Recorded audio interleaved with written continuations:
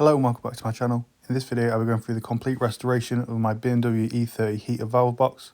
Now from the outside this does look like quite a complicated process, however it's quite simple enough. It's easy to follow through the steps, there's not too much that needs replacing. This video will be no kind of music, no time lapses, just a complete show of how it all works. Now unfortunately the casing of this one is damaged, so we'll have to be doing this job twice with the replacement unit, but I'll still take you through all the steps. Everything else luckily on this works, all the mechanisms are really good. Obviously all the gaskets are perished. So this mechanism is how it adjusts the fan positioning and the heating. The cables run to the fans and they can operate from there.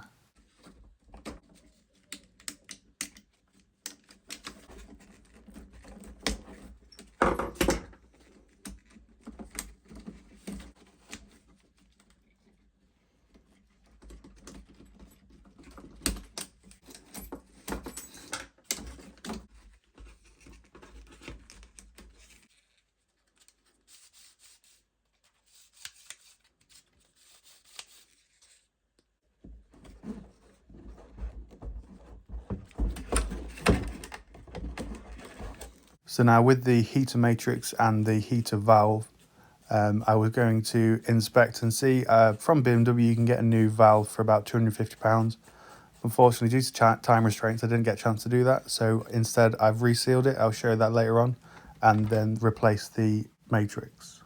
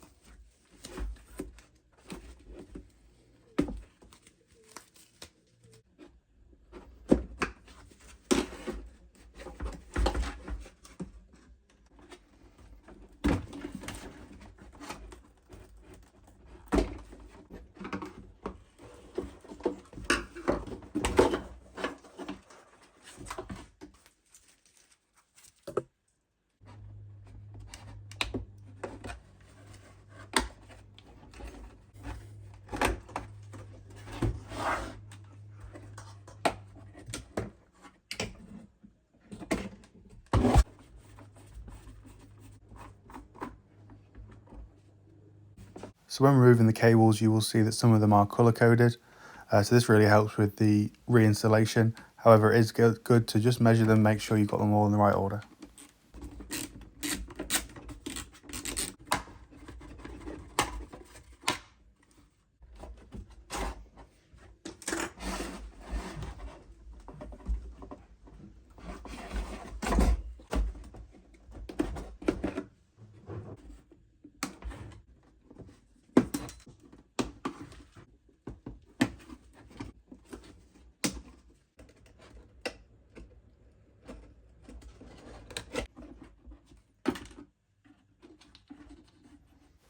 So there are 3 sneaky Torx head screws hidden away down here.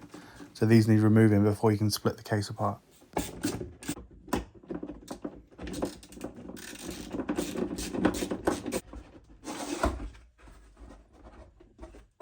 Here you can see the case starting to come apart. However, there is a section that has been plastic welded.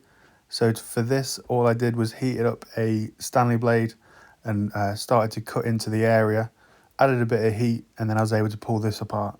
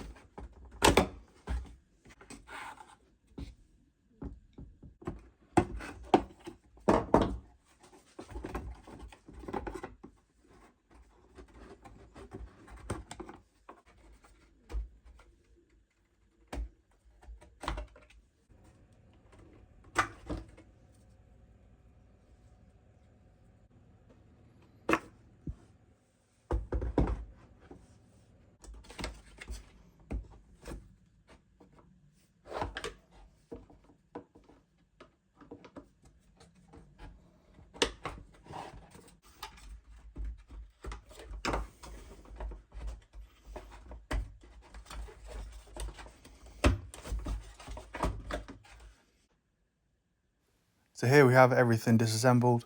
So now we can start on the cleaning, the replacing and the reconditioning.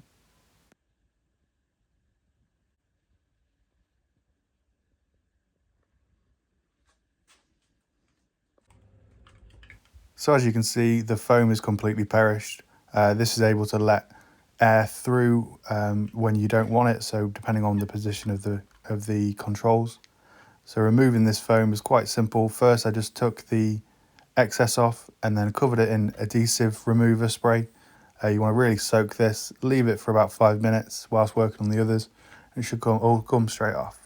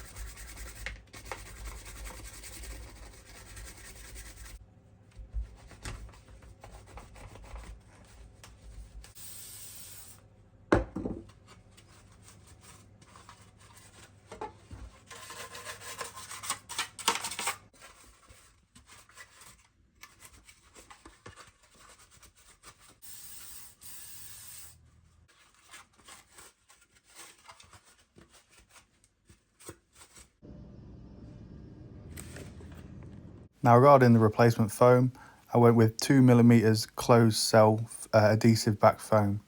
And when you're cutting this, you want to cut with about a 2 or 3mm excess around the edges. This is so that it can seal up into the cavity. If you don't have this, the air is going to get through, but if it's too thick, it can get stuck.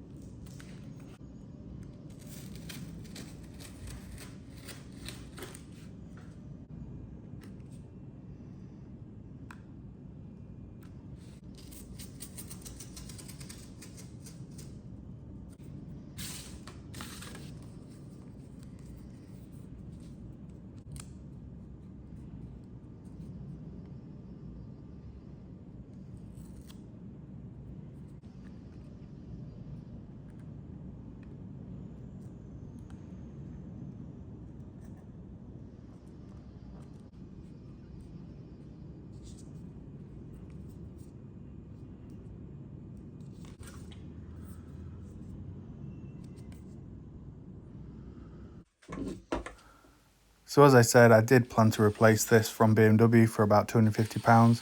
However, due to time constraints, I'm going to have to reseal it. This is a big common problem on E30s for leaking in the footwells. So if you ever get a leak there, it's definitely going to be this.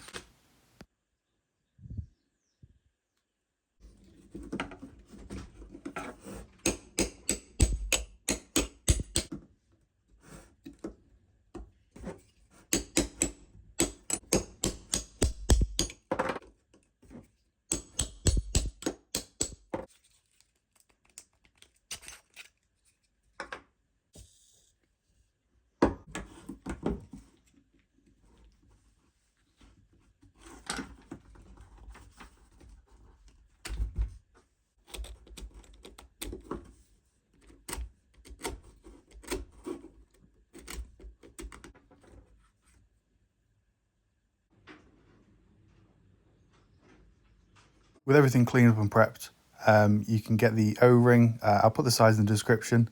This is able to seal onto the body.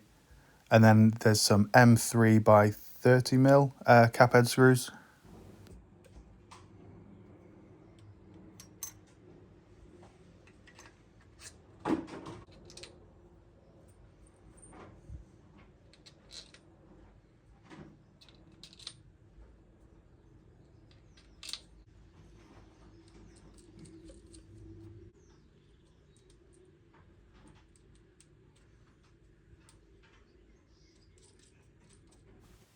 Now when tightening these up, just to make sure to do it in a cross pattern and to make sure that the gap stays the same as you go around.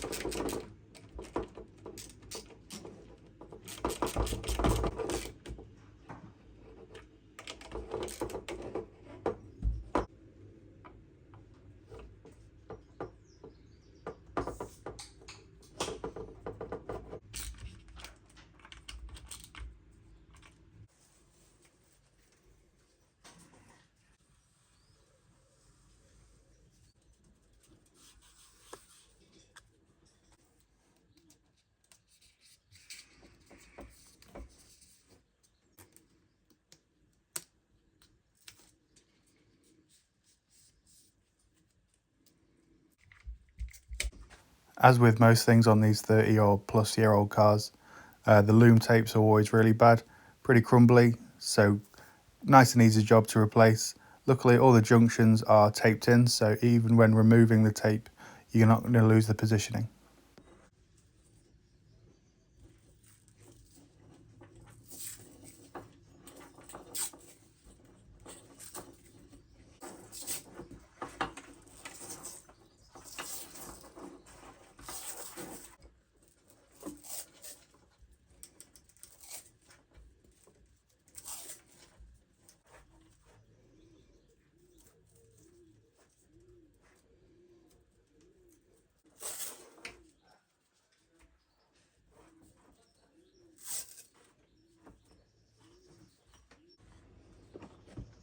Now with everything ready to go, we can start on the assembly.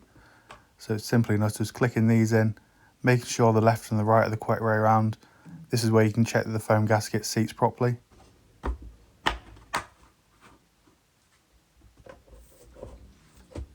Then there's a few things you need to install first before putting the casings together. And then I went around with a bit of sealant.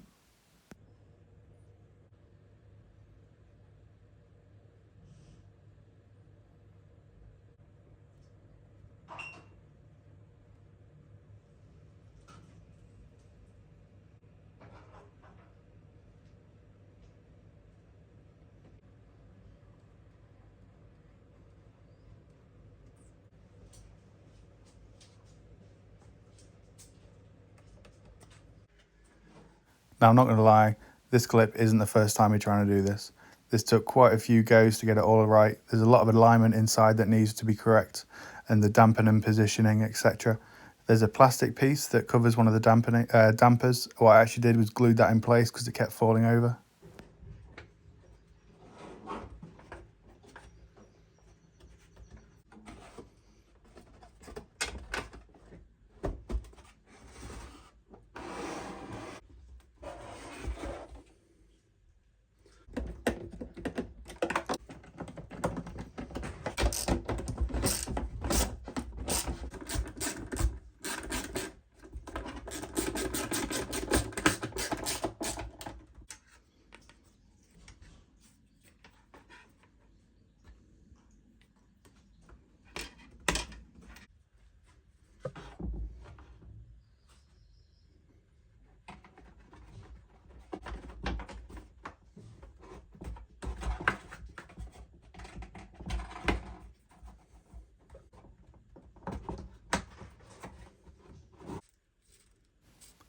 Now, even though these cables are in good condition, they're probably not been lubricated since they were installed.